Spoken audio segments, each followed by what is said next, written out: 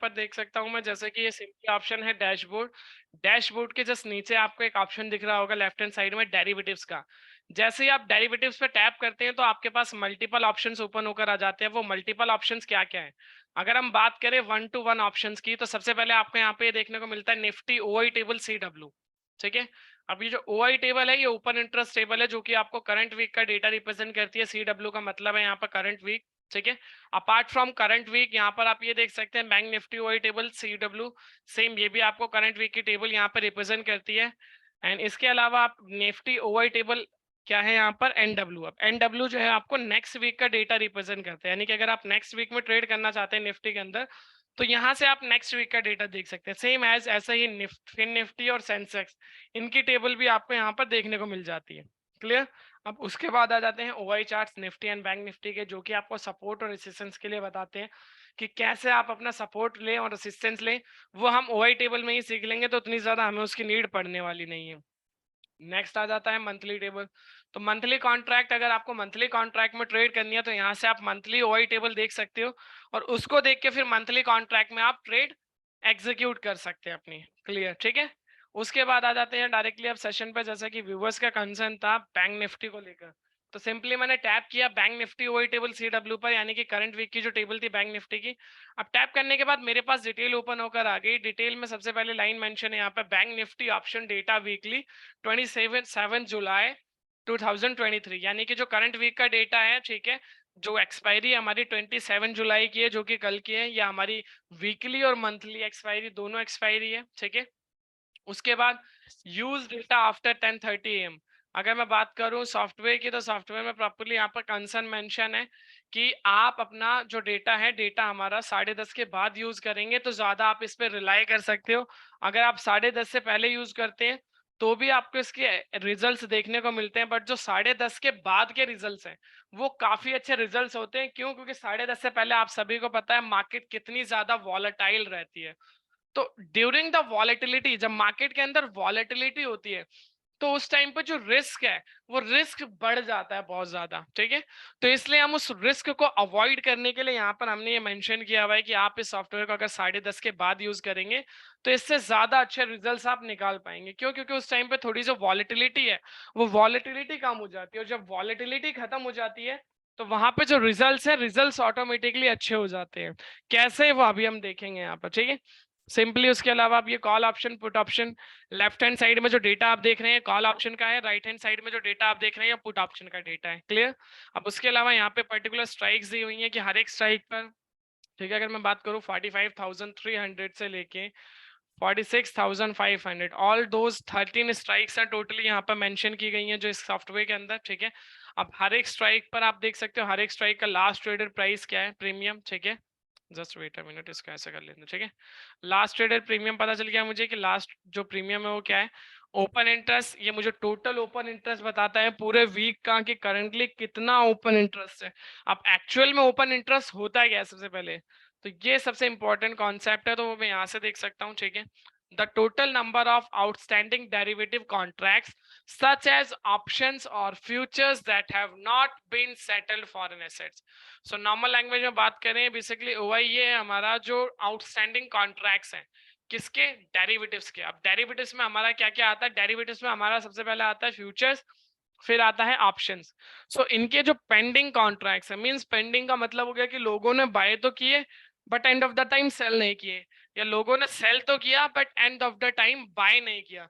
तो it means अभी भी वो पोजीशन जो है वो कैरी करके चल रहे हैं। तो इस सिनेरियो में क्या होता है कि मुझे यहाँ से ये पता चल गया कि भाई एक्चुअल में अभी जो पोजीशंस हैं, इट मींस ये जो मैं यहाँ पे पोजीशन देख रहा हूँ ओपन इंटरेस्ट, ये एक्चुअल में पेंडिंग पोजीशंस है कि इतनी इतनी पोजीशंस अभी भाई यहाँ यहाँ पर पेंडिंग पड़ी हुई हैं। क्लियर। तो यहाँ से मुझे ये पता चल गया कि भाई इस स्ट्राइक पर अभी इतनी इतनी पोजीशन पेंडिंग पड़ी हुई है, particular change in open interest. अब जो चेंज इन ओपन इंटरेस्ट है, ये टोटल जो ओपन इंटरेस्ट है उससे आज के दिन में जो होने वाले चेंजेस आए हैं उसको रिप्रेजेंट करता है। जैसे कि यहाँ टोटल हुआ है 37,23,000, बट आज कितना ओआई बिल्डअप हुआ है? जस्ट 12 लैक्स। ठीक है। तो ये आज का ओआई मुझे यहाँ पर बताता है। तो मुझे ये सिनेरियो प्रॉपर्ली देखना है यहाँ से कि भाई जो चेंज इन ओआई है और ओआई है, दोनों का डिफरेंस हमने यहाँ पे देखा। अब इतना जो डेटा आप यहाँ पर देख रहे हैं, इस सॉफ्टवेयर में जितना भी डेटा आप यहाँ पर देख रहे हैं, सारा का सारा डेटा क्वांटिटी में है, कहीं भी डेटा आपको लॉट्स में देखने को नहीं मिलेगा। तो इस चीज में प्लीज पजल मत होइएगा कि कहीं आप लॉट्स में समझ रहे हो इस डेटा को। यहाँ पर जितना भी डेटा है सारा का सारा डेटा आपको क्वांटिटी में देखने को मिलता है। क्लियर? ये चीज क्लियर। अब बात कर लेते हैं सपोर्ट रेजिस्टेंस की। जैसा कि मैंने आपको बोला था कि ओआई चार्ट से आपको सपोर्ट रेजिस्टेंस देखना नहीं पड़ेगा, हम यहीं पर ओआई टेबल में ही सपोर्ट रेजिस्टेंस फाइंड करेंगे। किस तरीके से फाइंड करेंगे वो मैं आपको बताने वाला हूँ, जस्ट सिंपल से ट्रिक्स है। और उसके अलावा ये कुछ हाईलाइटेड पॉइंट्स आप देख रहे होंगे, ठीक है। जैसे कि कॉल साइड में एक ओपन इंटरेस्ट में दिख रहा है, सेम ऐसे एक पुट साइड में ओपन इंटरेस्ट में दिख रहा है। उसके अलावा यहाँ पर एक स्ट्राइक में आपको देखने को मिल रहा है। ये क्या आपको रिप्रेजेंट करते हैं, ये जो येलो कलर्स में मार्क्स हैं, ये आपको ये क्या रिप्रेजेंट कर रहे हैं? तो सबसे पहले अगर हम बात करें स्ट्राइक की, तो स्ट्राइक में जो आपको यहाँ पर हाईलाइटेड पॉइंट दिख रहा है येलो कलर से, ये आपको एटीएम रिप्रेजेंट करता है एट द मनी। जो आपको ऑप्शंस ग्रीक्स हैं, ये सभी को आपको पता ही होंगे ऑप्शन ग्रीक्स। सो यहाँ से आपको ये पता चलता है कि भाई आज जो मॉर्निंग में बैंक निफ्टी ओपन हुआ था वो अराउंड इसी लेवल के आसपास ओपन हुआ था 45,900 के। सो ये क्या है हमारा, ये हो गया एट द मनी। आज मॉर्निंग में अगर आप देखेंगे भी तो ऑलमोस्ट इसी के नियर बाय आपको दिखेगा 45,900 के आसपास बैंक निफ्टी ओपन हुआ था। उसके बाद थोड़ा सा डाउन आया, फिर कंसोलिडेट कर रहा, फिर अभी थोड़ा सा अभी भी कंसोलिडेशन जोन में ही है थोड़ा सा बैंक निफ्टी, ठीक है। तो यहाँ से मुझे क्या क्लैरिफिकेशन मिल गई कि भाई ये हो गया हमारा एटीएम।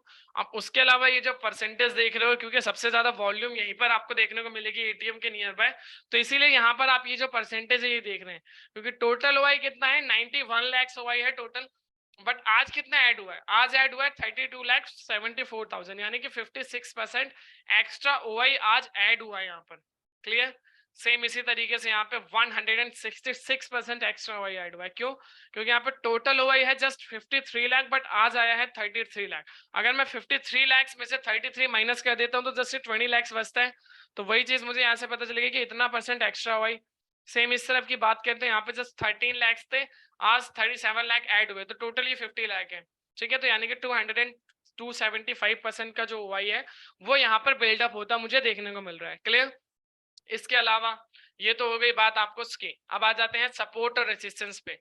तो सिंपली आपको सपोर्ट और रेजिस्टेंस अगर आपको पता करना है तो उसके लिए आपको जो कॉल साइड में सबसे ज्यादा जहां पर पोजीशंस बनी होगी ओआई के अंदर, वहां से आपको मार्केट का रेजिस्टेंस मिलेगा कि भाई अप साइड में जो मार्केट की रेंज है, जो रेजिस्टेंस है वो कहां पर बना हुआ है, वो यहाँ पर बना हुआ है। क्योंकि सबसे ज्यादा अगर मैं बात करूं 46,500 से 45,300 पर टोटल 13 स्ट्राइक है। अब इन 13 स्ट्राइक्स में सबसे ज्यादा लेकिन पोजीशंस कहां पर है, वो 46,000 के कॉल ऑप्शन पर है।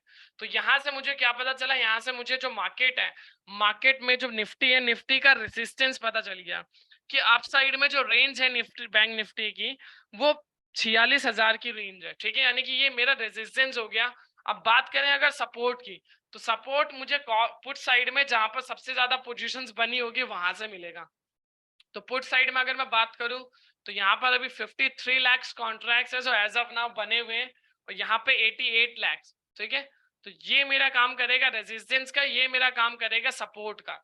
तो दोनों का अलग अलग सिनेरियो है, ठीक है। पहले इसका मतलब समझ लेते हैं और फिर इसके ऊपर देखेंगे कि आज जो सपोर्ट और रेजिस्टेंस है दोनों एक जगह में है, तो इस सिनेरियो में क्या करना है आपको, क्या क्या चीजें देखनी चाहिए, उसके अकॉर्डिंग आपको फिर ट्रेड प्लान करनी चाहिए, ठीक है।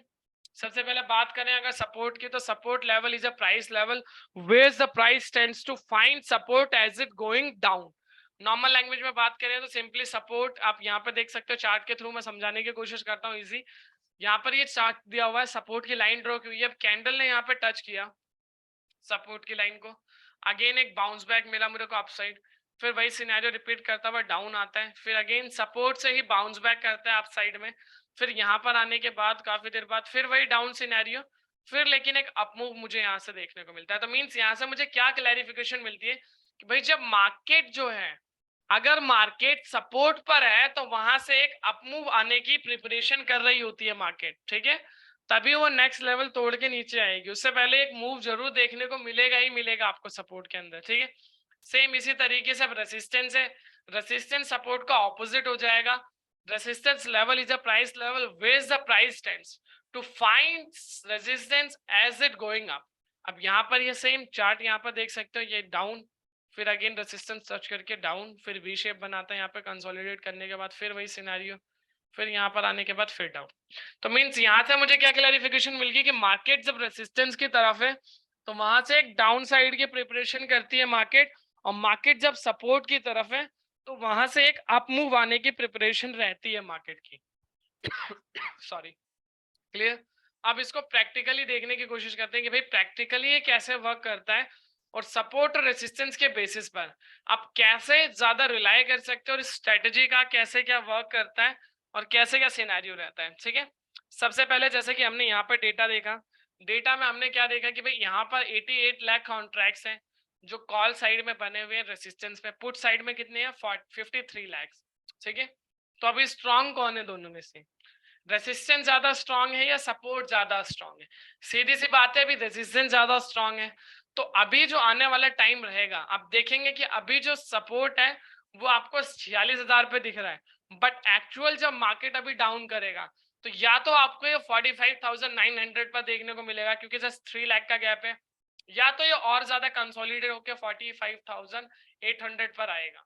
तो यहां से मुझे ये क्लैरिफिकेशन मिलेगी, बट एक्चुअल में अभी क्या है, एक्चुअल में तो भाई अभी यही सिनेरियो है कि दोनों सपोर्ट भी यहीं पर है, रेसिस्टेंस जो है ये भी यहीं है, सपोर्ट भी यहीं है, बट प्रोबेबिलिटी वही ज्यादा है कि भाई डेटा ये इसका ज्यादा स्ट्रांग है एज कंपेयर टू सपोर्ट, तो सपोर्ट को ही नीचे आना पड़ेगा। ठीक है, तो उस सिनेरियो के अकॉर्डिंगली बात होगी, तो सपोर्ट ही डाउन आएगा यहाँ से अगर मैं बात करूं रेसिस्टेंस के अलावा। क्लियर। अब आ जाते हैं मेन हमारी जो प्राइमरी वो है कि अगर आपको कोई ट्रेड एग्जीक्यूट करनी है तो उसके लिए क्या क्या सिनेरियो आपको देखने चाहिए सॉफ्टवेयर के अंदर। तो यहाँ पर जो स्ट्रेटेजी मैं आपको बताऊंगा उस स्ट्रेटेजी को हम बोलते हैं ट्रिपल कंफर्मेशन स्ट्रेटेजी। अब ये जो स्ट्रेटेजी है ये आपको क्या क्या बताती है, 1 to 1 देख लीजिए। सबसे पहली जो कंफर्मेशन है, आप तीनों जो कंफर्मेशन है इसका स्नैपशॉट ले सकते हो। मैं 1 to 1 आपको अभी ये सेशन में बताऊंगा कि कैसे क्या स्ट्रेटेजी आपको देखनी है। सबसे पहली जो कंफर्मेशन है, सबसे पहली कंफर्मेशन मुझे मिलती है चेंज इन ओपन इंटरेस्ट के टोटल से। जिस भी तरफ चेंज इन ओपन इंटरेस्ट का टोटल कम रहेगा उस डायरेक्शन में मेरी पहली कंफर्मेशन रहेगी। Clear. Second, put call ratio.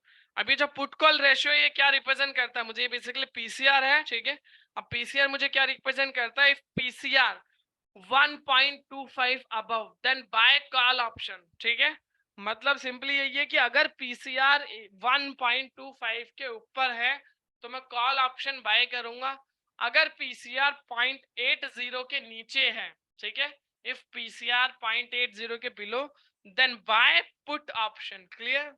तो मुझे यहाँ पे सिनेरियो पता चल गया कि भाई मुझे अपसाइड में जाना है तो 1.25 के अबव देखना है PCR.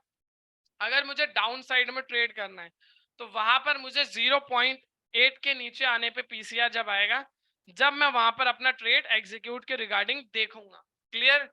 Third and final confirmation जो कि सबसे ज्यादा इंपॉर्टेंट है, both signal are in same direction. अब यहाँ पर जो आप सिग्नल्स देख रहे हैं इसमें एग्जांपल में मैंने दिए हुए हैं दो सिग्नल्स।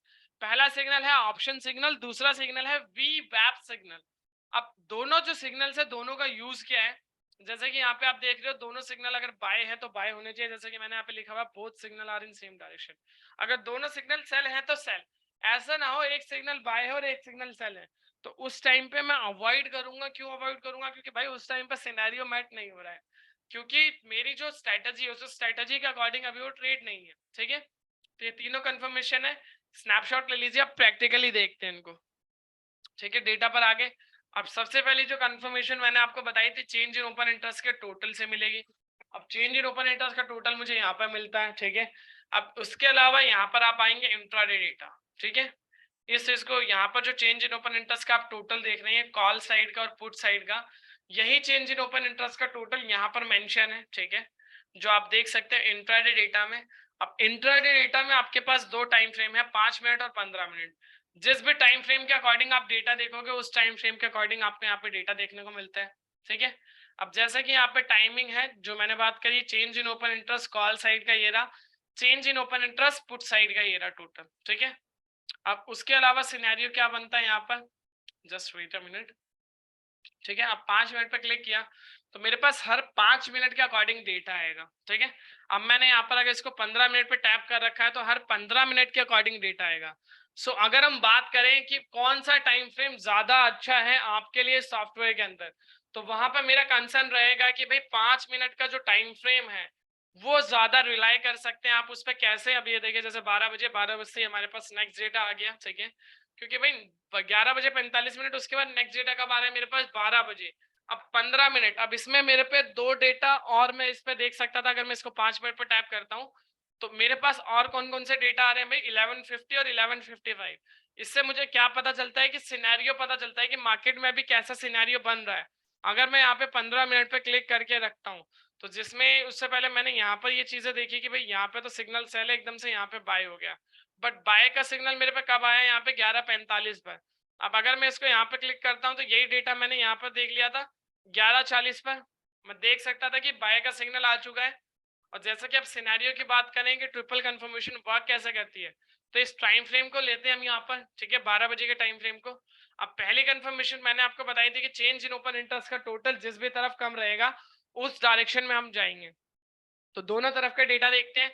सबसे पहले देखते हैं कॉल साइड का। कॉल साइड में जो डेटा है, कितना डेटा है यहाँ पर 1,56,13,740, यानी कि ये डेटा है कॉल साइड का। इतनी ज्यादा पोजीशंस कॉल साइड में है अभी। वहीं मैं अगर बात करूं पुट साइड की, तो पुट साइड में जो डेटा है वो है 1,75,35,000 अप्रोक्सीमेटली। तो यहाँ पर मैंने आप सभी को बताया था कि पहली कंफर्मेशन मेरी क्या रहेगी कि मैं डेटा देखूंगा कि चेंज इन ओपन इंटरेस्ट का टोटल कम किस तरफ है। अब कम वाली डायरेक्शन में मैं क्यों जाऊंगा, क्योंकि बेसिकली मुझे क्या करना है, यहाँ से जो चेंज इन ओपन इंटरेस्ट का टोटल है वो टोटल देखना है। जिस भी तरफ कम होगा उस डायरेक्शन में मुझे ज्यादा अच्छे रिजल्ट्स मिलेंगे। क्यों? क्योंकि भाई मुझे क्राउड के अगेंस्ट काम करना है। मार्केट में आप सभी को पता होगा इतना टाइम हो गया है, एनएससी अब तो सर्कुलर भी देता रहता है आपको। आप अगर अपने ट्रेडिंग एप्लीकेशन खोलते हैं काफी टाइम बाद या मॉर्निंग में, तो वहां पर एक सर्कुलर आता है कि ऑप्शन में फ्यूचर्स में 10 में से 9 लोग ऐसे हैं जो मार्केट में लॉस कर रहे हैं, और जो लॉस का कैपिटल है मिनिमम वो है 50,000। तो उसके पीछे लॉजिक ही है कि भाई वो क्राउड को फॉलो करते हैं। आपको क्राउड को फॉलो नहीं करना है, आपको क्राउड के अगेंस्ट काम करना होता है। तो इसलिए हमारी पहली कंफर्मेशन ये रहती है कि भाई जिस भी तरफ चेंज इन ओपन इंटरेस्ट का टोटल कम रहेगा उस डायरेक्शन में मैं जाऊंगा। क्लियर? सेकंड कंफर्मेशन, अब सेकंड की बात करें तो सबसे पहली सेकंड जो कंफर्मेशन है वो मुझे मिलती है पीसीआर से। पहली कंफर्मेशन मुझे मिल गई कि मुझे कॉल साइड जाना है। Second confirmation PCR. पीसीआर मैंने आप सभी को बताया था कि 1.25 से अबव है सो कॉल ऑप्शन, 0.80 के नीचे है तो पुट ऑप्शन। तो दोनों सिनेरियो में से किस सिनेरियो में है पीसीआर? ना ही ये 1.25 के अबव है, ना ही ये 0.80 के नीचे है। अभी ये जो है 0.80 से 1.25 के बीच में। तो ये जो रेंज होती है इस रेंज को हम एक साइडवेज रेंज बोलते हैं। इस रेंज में हमें ट्रेड नहीं करनी होती है। क्यों? क्योंकि इस में अगर आप ट्रेड करते हो तो मार्केट एक ही रेंज में घूमती रहती है। अब कैसे घूमती रहती है इसका अभी प्रैक्टिकली मैं आपको दिखाऊंगा, ठीक है। तो यहाँ पर क्या सिनेरियो मैट होती है? नहीं होती है। Third and final confirmation, option signal and वी वैप सिग्नल। अगर हम बात करें ऑप्शन सिग्नल और वी वैप सिग्नल, ये दोनों सिग्नल्स हैं क्या और इनका क्या यूजेस है। तो सबसे पहले अगर हम बात करें जो ऑप्शन सिग्नल है, ऑप्शन सिग्नल मुझे ऑप्शंस की एक्टिविटी के बारे में बताता है कि भाई ऑप्शंस में लोग कर क्या रहे हैं। एक्चुअल में ऑप्शंस में लोग बाय करके चल रहे हैं या ऑप्शंस में लोग सेल करके चल रहे हैं। सेम एज ऐसे ही वी वैप है। वी वैप मुझे फ्यूचर्स का डेटा रिप्रेजेंट करता है कि फ्यूचर्स में लोग क्या कर रहे हैं। फ्यूचर्स में लोग बाय करके चल रहे हैं अभी एज ऑफ नाउ, या फ्यूचर्स में लोग सेलिंग करके चल रहे हैं, यानी कि सेलिंग स्टार्ट नहीं हो गई है फ्यूचर्स के अंदर। तो यहाँ से मुझे क्या पता चला, ठीक है, ऑप्शन से मुझे ऑप्शंस के बारे में पता चला कि ऑप्शंस में क्या एक्टिविटी हो रही है। वी वैप से मुझे फ्यूचर्स के बारे में पता चला कि फ्यूचर्स में क्या एक्टिविटी हो रही है। तो इसीलिए दोनों जो एक्टिविटीज है, ठीक है, दोनों जो सिग्नल्स हैं वो मुझे देखने पड़ते हैं और सेम डायरेक्शन में होना मस्ट है।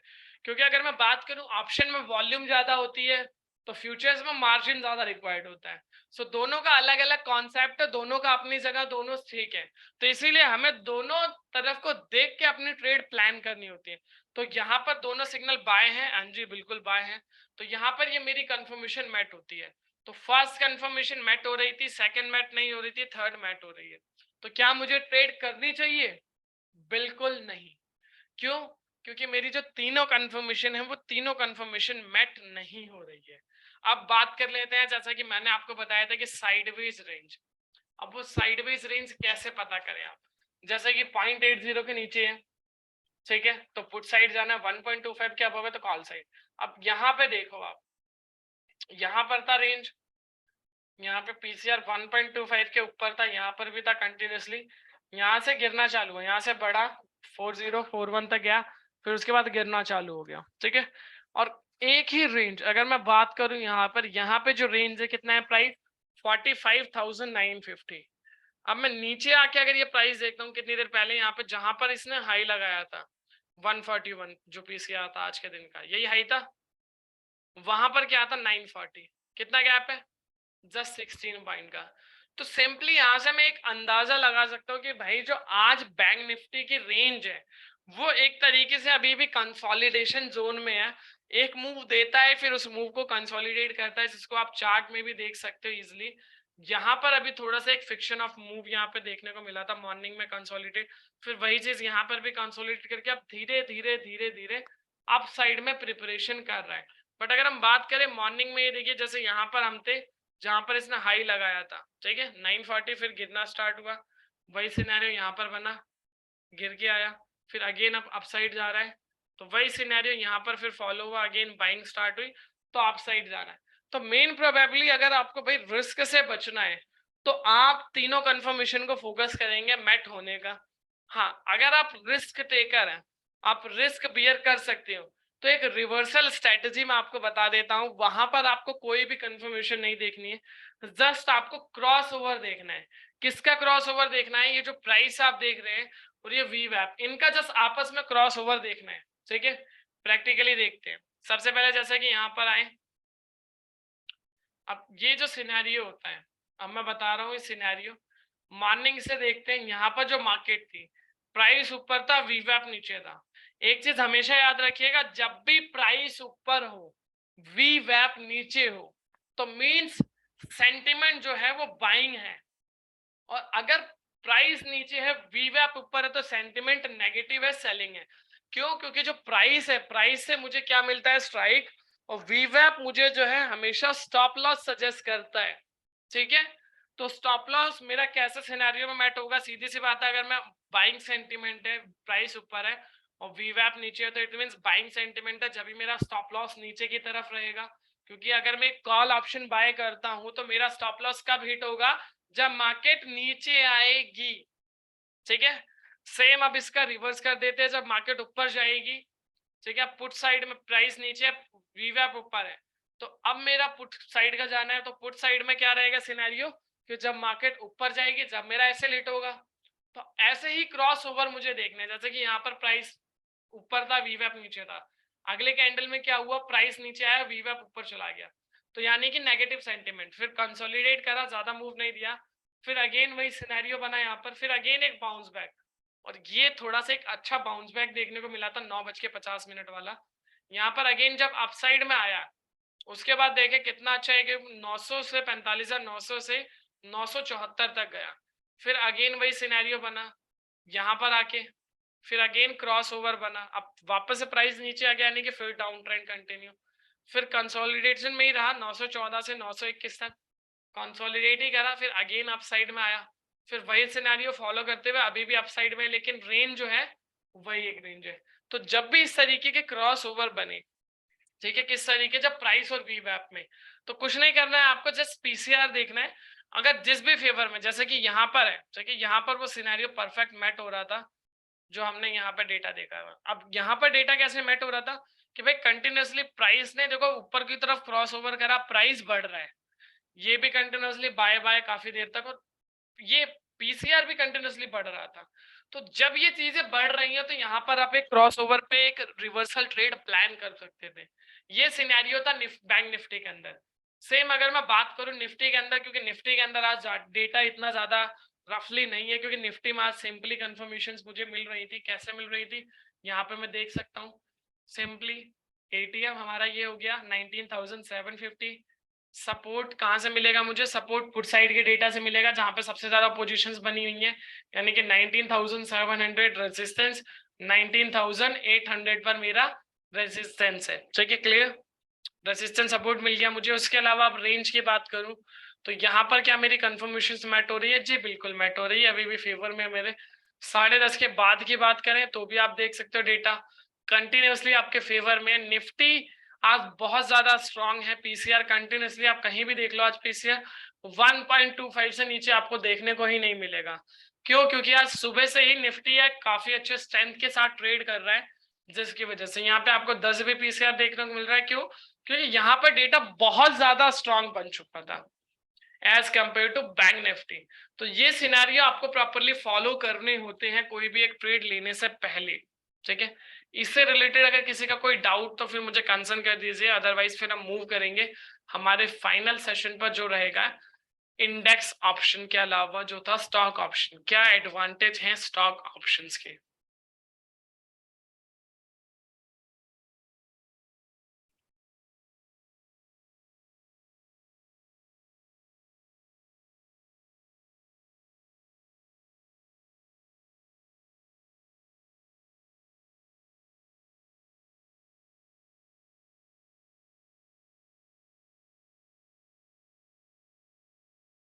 हम रिपीटिंग, अगर किसी का कोई कंसर्न है रिगार्डिंग टू इंडेक्स सेगमेंट तो वो पूछ सकते हैं।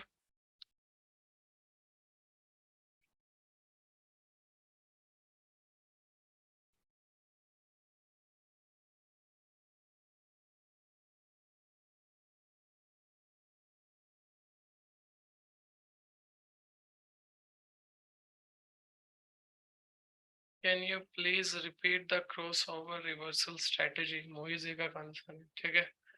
सो मोहित जी, यहाँ पर हमने देखिए क्या देखना होता है, जस्ट जो प्राइस और वीवैप है, ठीक है, इनके बीच में आपस में ये देखना है कि भैया क्रॉस ओवर कैसे कर रहे हैं। जैसे अभी आप नॉर्मली यहाँ की स्ट्रेटेजी की हम बात करें तो प्राइस नीचे है, वीवैप ऊपर है, ठीक है। अभी भी प्राइस नीचे है, वीवैप ऊपर है।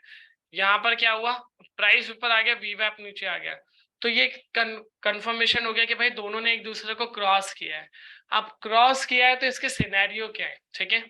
सिंपली प्राइस जो है वीवैप से मुझे क्या पता चलता है, जो यहाँ पे वीवैप है वॉल्यूम वेटेड एवरेज प्राइस, इससे मुझे स्टॉप लॉस के बारे में पता चलता है। तो सिंपली जब प्राइस ऊपर की तरफ क्रॉस ओवर कर रहा है वीवैप को तो मींस पॉजिटिव सेंटीमेंट है। जब भी वीवैप नीचे की तरफ होगा तो स्टॉप लॉस मेरा नीचे का रहेगा, ठीक है। सेम अगर प्राइस नीचे की तरफ क्रॉस ओवर करता है वीवैप को तो मेरा जो वीवैप है ऊपर जाएगा, तो स्टॉप लॉस मेरा ऊपर आएगा, क्योंकि उस टाइम पे सेंटीमेंट नेगेटिव रहेगा। अब इसको देखने के लिए मुझे क्या है, पहली चीज तो क्रॉस ओवर मैंने फाइंड किया। दूसरा मैं वीवैप को फाइंड करूंगा, क्योंकि फ्यूचर्स में जो एक्टिविटी होती है वो पहले होती है एज कम्पेयर टू ऑप्शंस। क्योंकि ऑप्शंस में ज्यादातर लोग क्या करते हैं, वेट करते हैं, क्योंकि फ्यूचर्स में मार्जिन ज्यादा रिक्वायर्ड होता है और वहां पे एक अच्छा ट्रेडर बैठा होता है, क्योंकि उसको पैसा थोड़ा ज्यादा वो पे करता है। तो वो टोटल उस टाइम पे एक्टिविटी अपनी रिप्रेजेंट करता रहता है, प्रॉपर वॉच करता रहता है मार्केट को। सम टाइम जो पुट जो होते हैं ऑप्शन बायर, वो क्या करते हैं कि वो होल्ड कर लेते हैं पोजीशंस, या बहुत सारी एक्सवाइजेड सिनेरियो होते हैं। तो इसलिए मुझे क्या देखना था, ये चीज देखनी थी।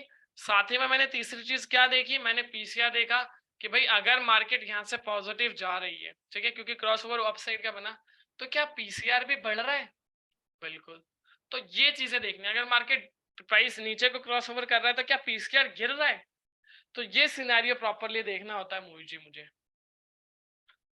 इंडेक्स और stock data need to updated every minute, 3 minutes versus 15 minutes. Trend change so fast, so order render is not reliable for such situation. Mister Sammy, अगर आपको डेटा चाहिए कि 3 से 5 मिनट का अपडेटेड हो तो सिर्फ आप निफ्टी देख सकते हो 1 मिनट के लिए, ठीक है। निफ्टी का डेटा हमने यहाँ पे अपडेट किया हुआ है। ये जो आप यहाँ पर डेटा देख रहे हैं option data indicators call and put side का, ये डेटा सबसे फास्ट अपडेट होता है, ठीक है। क्योंकि वहां पर तो आपको जो 5 मिनट और 15 मिनट है, जो कि एनएसए पे भी वही अपडेट होता है, उसके अकॉर्डिंगली मिलेगा आपको। बट अगर उससे भी फास्ट चाहिए कि 5 मिनट से पहले भी, तो इस डेटा को आप रिलाई कर सकते हो। और ये अभी टेस्टिंग प्रोस्पेक्टिव पर हमारा, ठीक है। डेटा यहाँ पर आपको अच्छा मिलेगा। बैंक निफ्टी का डेटा इसलिए अवेलेबल नहीं है क्योंकि अभी उस पर हम टेस्टिंग कर रहे हैं, तो रिजल्ट्स हमें पॉजिटिव नहीं मिल रहे हैं देखने को एज कंपेयर टू निफ्टी। तो इसलिए हमने अभी यहाँ पे bank Nifty option data update नहीं किया है। सो इससे आप प्रॉपर्ली कंफर्म कर सकते हैं। जैसा कि आप मैं बात करूं टोटल वाइज भी, ज्यादा डिटेल में अभी मैं समझा नहीं पाऊंगा। क्योंकि यहाँ पर जैसे कि ये पर्टिकुलर हर एक स्ट्राइक है 600, 700, 800, 900 की कॉल ऑप्शन सिर्फ बाइंग हुई है आज के दिन में, यहीं पर सेलिंग हुई है, यहाँ पर मतलब पोजीशंस कम हुई है। तो क्लैरिफिकेशन क्या आती थी कि भाई मार्केट अभी पॉजिटिव ट्रेंड में है, वो मैं यहाँ से सिंपली पता कर सकता हूँ। अब कहाँ पर सबसे ज्यादा वॉल्यूम बन रही है? 700 के कॉल ऑप्शन पर। तो अगर आप 700 का कॉल ऑप्शन देखोगे तो भाई काफी अच्छे रिजल्ट आज उसने दिए होंगे, सबसे ज्यादा पोजिशन बनी। उसके बाद 800, उसके बाद 900, 600 पर कम है क्योंकि 600 तो इंदा मनी हो जाता है, तो इंदा मनी पे ज्यादा लोग इतने ज्यादा जाते नहीं। क्योंकि अगर मैं बात करूं कॉल ऑप्शन की, ठीक है, तो 600 के कॉल ऑप्शन का प्रीमियम क्या है यहाँ पे हम देख लेते हैं, वो है 216। वहीं पे अगर 700 131, 800 का और कम था और 900 का तो और भी ज्यादा कम था, ठीक है। तो यहाँ से प्रॉपरली मैं देख सकता हूँ मिस्टर सैमी कि किस तरीके से 5 मिनट और 15 मिनट के अकॉर्डिंगली देख सकते हैं हम डेटा, ठीक है। और जिस भी तरफ डेटा ज्यादा मूव करे प्लीज एक्सप्लेन दिस फिगर। तो सिंपली वही चीज मैं आपको क्लियर करना चाह रहा हूँ, जैसे कि पर्टिकुलर हर एक स्ट्राइक पर ये पोजीशंस कितनी कितनी है। अब मुझे जस्ट पहले टोटल देखना है, टोटल किस तरफ पॉजिटिव है, जिस भी तरफ टोटल ज्यादा हो पॉजिटिव में उस तरफ मुझे जाना है। सिंपल स्ट्रेटेजी है। कॉल साइड में ज्यादा है तो कॉल साइड, पुट साइड में ज्यादा है तो पुट साइड। और डेटा अगर दोनों तरफ नेगेटिव है तो वो साइडवेज ट्रेंड है। सबसे सिंपल स्ट्रेटेजी है, निफ्टी के अंदर आपको फाइंड करने को मिलती है। दोनों तरफ का डेटा नेगेटिव है तो साइडवेज। अगर एक डायरेक्शन में है जिस भी तरफ, अगर अप ट्रेंड है कॉल साइड में ज्यादा है तो इट मींस अप ट्रेंड की तरफ जा रहा है। अगर पुट साइड का ज्यादा है तो फिर पुट साइड में जा रहा है मार्केट, तो पुट लेना है आपको। और जहां पर सबसे ज्यादा पोजीशंस बनी है वहीं की आपको पुट या कॉल ऑप्शन बाय करना है। क्लियर? ठीक है। इससे रिलेटेड अब कोई डाउट आपका mister Sammy? Total is here OI और actual OI. Mister Sammy, change in open interest और ओवाई बार बार आप इसमें कंफ्यूज मत होइए, ठीक है। आप जो सिनेरियो जो आपको दिख रहा है जस्ट उसको फोकस करिए। आप टोटल ओवाई देखने जाओगे और चेंज इन ओवाई देखने जाओगे, फिर टोटल ओवाई से आपको मतलब नहीं होना चाहिए। क्योंकि टोटल ओवाई जो होता है वहां पर राइटर्स होते हैं, वो पोजीशंस होल्ड करके चलते हैं। जो ऑप्शन बायर है वो सेम डे पोजीशन बनाता है, सेम डे क्लोज करता है। राइटर वो भी एट द मनी और इन द मनी राइट नहीं करता है, हमेशा ओटीएम राइट करता है जो भी राइटर होता है। तो टोटल ओआई तो कभी भी आपको देखना ही नहीं है, जस्ट वो आपको सपोर्ट और रेसिस्टेंस के लिए देखना होता है। और सपोर्ट और रेसिस्टेंस हमेशा ब्रेक होते हैं मार्केट के अंदर, ठीक है। सो जस्ट आपको focus change in open interest पे करना होता है कि भाई आज के दिन में, आज के सिनेरियो के अंदर क्या चीजें हो रही हैं, उस चीज पे फोकस करेंगे जब भी आप ज्यादा रिलाई कर पाएंगे। इसके अलावा किसी और का कोई कंसर्न?